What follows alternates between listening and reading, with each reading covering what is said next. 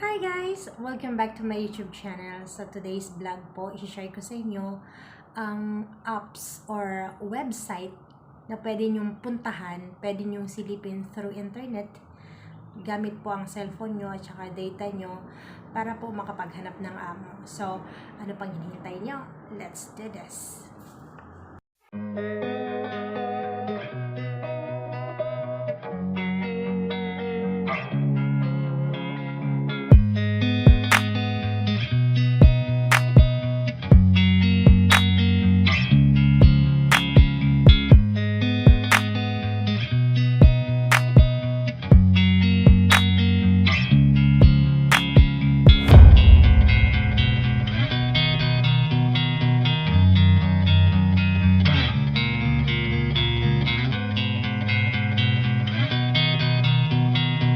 So, ayan guys, malapit na siyang matapos.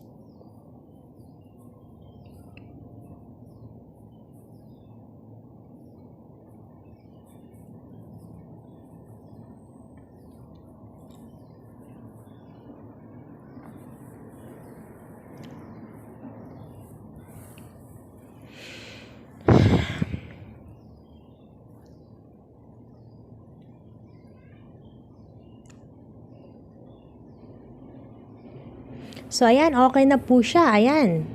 Open na po natin. Yan po yung lalabas. So, ito po, ilalagay nyo po yung location. Since nandito po ako sa Hong Kong and then ang preferred kong language is English. Inilagay ko Hong Kong in English. Tapos yung role mo, which is meron pagpipilian dyan, I am a helper. So, next. Then, ganun lang po. Then, finish. Ayan na po. Find job.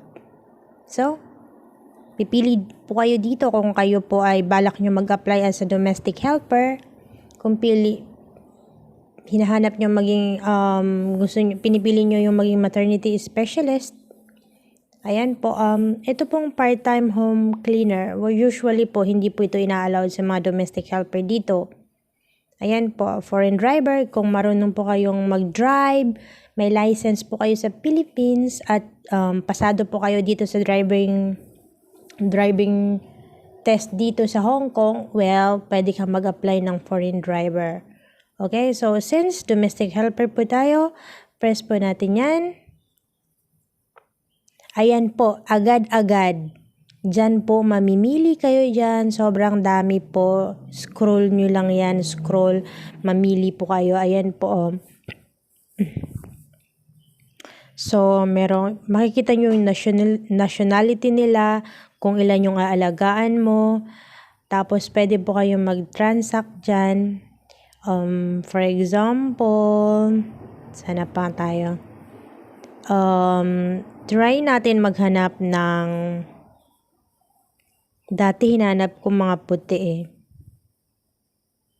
So, itong try nating others, no? So, ayan. Kung hindi pa po kayo naka-login, so, gagawa po muna kayo new user register. Tapos, after nyo pong filled upan yan, so, okay na po yan. May ano na po kayo. Meron na po kayong record dyan. So, madali nyo na pong may scroll lahat dyan. So, good luck guys. Sana makatulong to sa inyo and good luck sa magiging amo nyo.